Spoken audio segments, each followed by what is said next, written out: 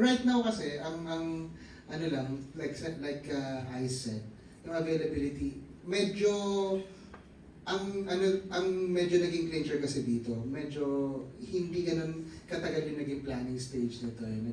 Nagkakwentuhan, nagkabiglaan, tapos sabi, concert tayo. So medyo talagang yung availability of the others, hindi rin namin na, in fact, pati ako dapat, kasi dapat may US tour ako na tatama dito. Meron pa din. Oo, meron pa din, pero I was able to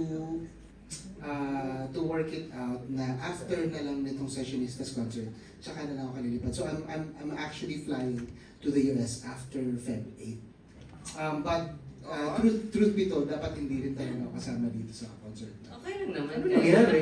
So, yun na lang. Tuloy mo na. May size 8 ako.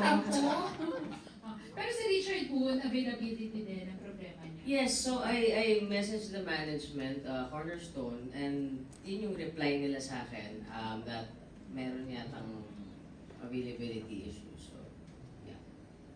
So ngayon